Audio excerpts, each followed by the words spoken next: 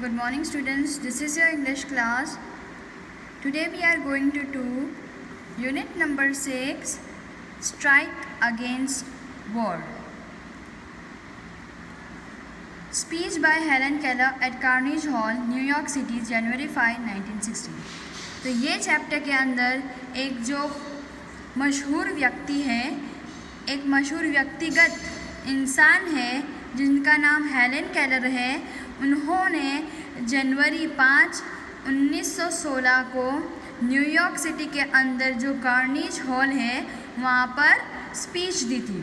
ठीक है, और अब आप सोच रहे होंगे हेलन केलर कौन है। हेलन केलर आपने 10th में एक चैप्टर पढ़ा था आई लव यू टीचर वाला, उसमें हेलन केलर और उनके टीचर का बयान था, पूरी स्टोरी थी।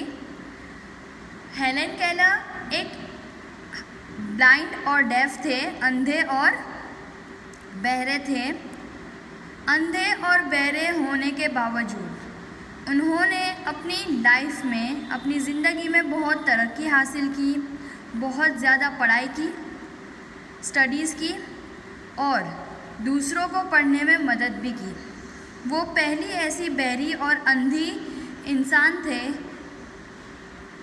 या बहरे और अंधे वुमन थे, औरत थी जो पोस्ट डिग्री उसने हासिल की थी।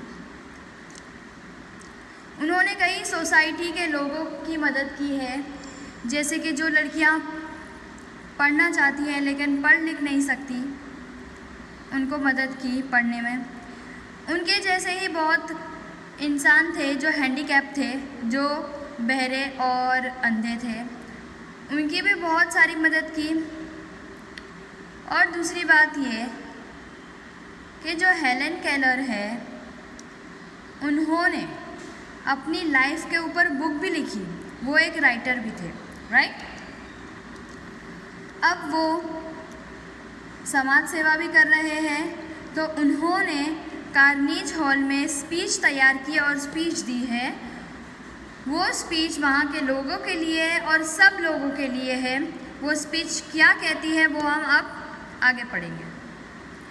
टू बिगिन विथ, पूरा चैप्टर वो स्पीच दे रहे हैं, तो हम उनके तरीके से सोचेंगे कि वो क्या बोल रहे हैं। To begin with, I have a word to say to my good friends, the editors and others who are moved to pity me. अब मैं चालू करना चाहती हूँ। चालू करने से पहले मैं चंद शब्द मेरे ख़ास दोस्त, एडिटर और दूसरे ऐसे लोग जो मुझ पर दया खाते हैं उनके लिए कहना चाहूँगी। Some people are grieved because they imagine I am in the hands of unprincipled person who persuade me to adopt unpopular causes and make me the mouthpiece of their propaganda. बहुत सारे लोग ऐसा दुखी होते हैं ये सोचकर, या फिर मुझे उन पे दया आती है क्योंकि वो ये सोचते हैं कि मैं ऐसे इंसान के हाथ में हूँ जो मुझे अपने एजेंडा के लिए, अपने मतलब के लिए कोई गलत काम करने देगा और किसी और के लिए मैं बोल रही हूँ ऐसा मुझे लगता है, किसी और के कहने पर मैं चलती हूँ, ऐसा आप लोग सोचते हो। Now let it be understood once and for all that I do not want their pity. पहली बात तो ये समझ लो, अंडरस्टूड मतलब समझना, पहली और आखिरी बात ये समझ लो कि मुझे आपकी दया की कोई ज़रूरत नहीं है। I would not change places with one of them, और मैं उनकी जगह भी नहीं लेना चाहती। I know what I am talking about, और मुझे पता है मैं किस बारे में बात कर रही हूँ। My sources of information are as good as reliable as anybody else, और मेरी जो मालूमात है और मेरा जो ज़रिया है मालूमात लेने का वो दूसरों की तरह अच्छा और साफ़ है। I have papers and magazine from England, France, Germany and Australia that I can read my self. मेरे पास पेपर्स और मैगज़ीन भी है इंग्लैंड के, फ्रांस के, जर्मनी के एंड ऑस्ट्रेलिया के, जो मैं आपको पढ़कर सुना सकती हूँ। Not all the editors I have met can do that. और मैंने ऐसे कई एडिटर्स नहीं मिली हूँ जो ऐसा कर सकते हैं. Quite a number of them have to take their French and German second hand. और उनमें से कई लोग ऐसे हैं जिसको ट्रांसलेटर की ज़रूरत पड़ती है. No, I will not depreciate the editors. नहीं, ऐसा नहीं है कि मैं जो एडिटर है उनको नीचा दिखा रही हूँ. They are an overworked, misunderstood class.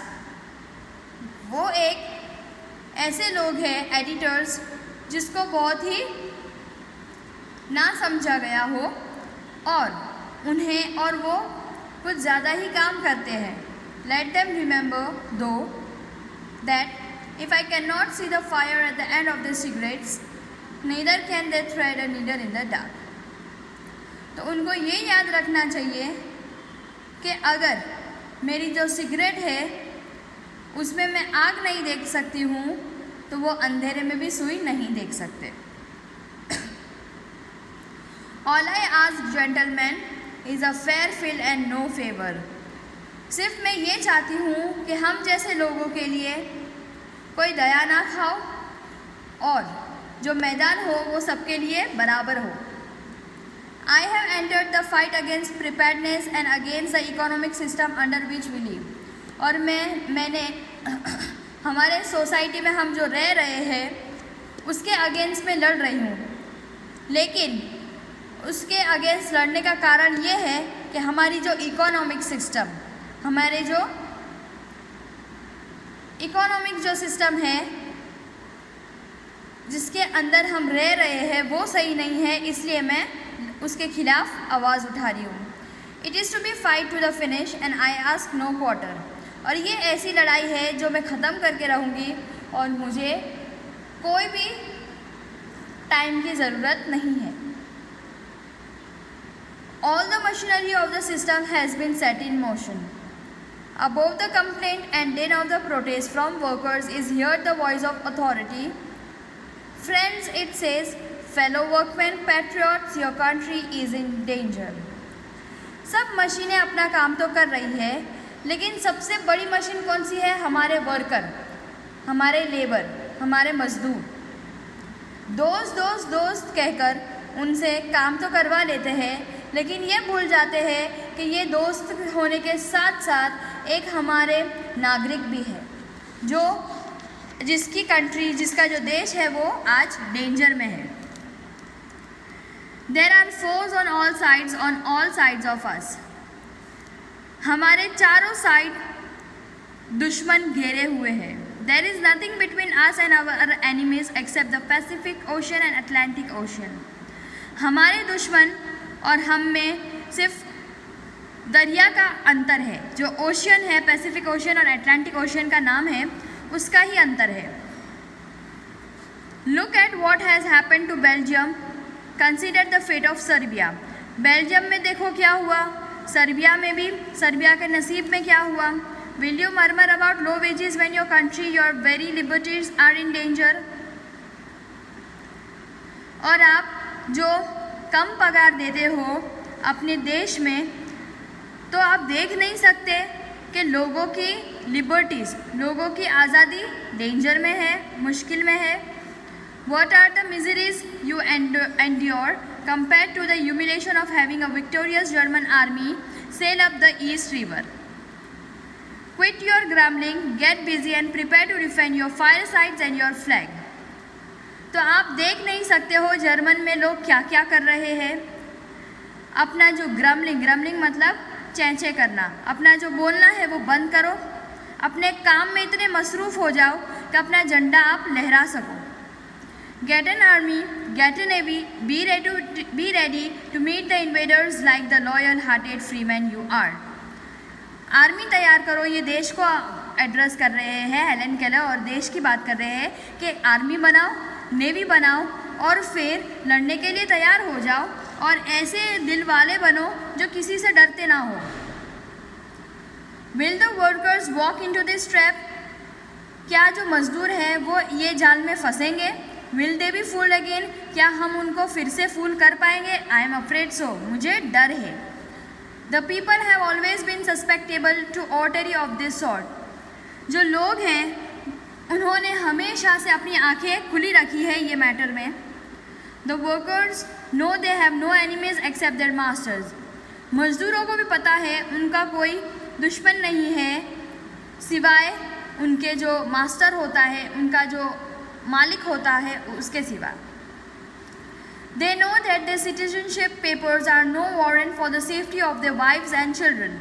उन्हें पता है कि उनका जो नागरिकता के कागज़ है वो एक वारंट नहीं है कि जिससे उनके वाइफ और उनके बच्चों की सलामती हो सके, सेफ्टी हो सके.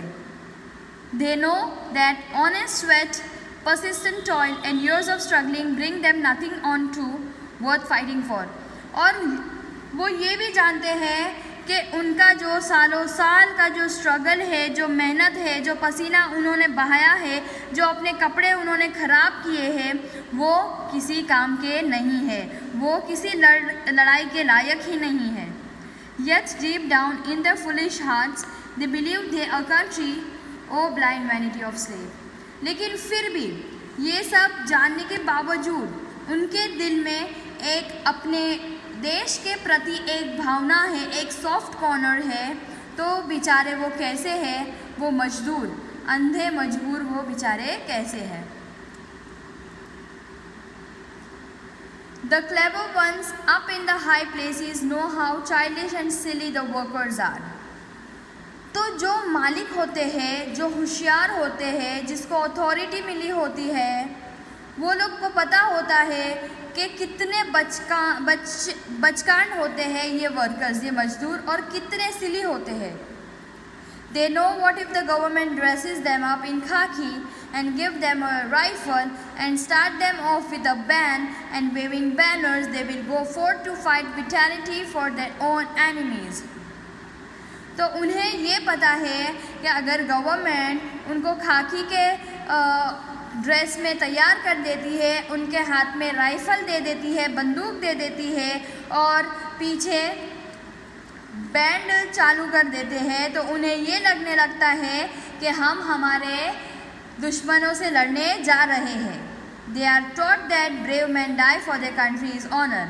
और उन्हें ये सिखाया जाता है कि जो बहादुर आदमी होता है वो कंट्री के लिए जान भी दे सकता है.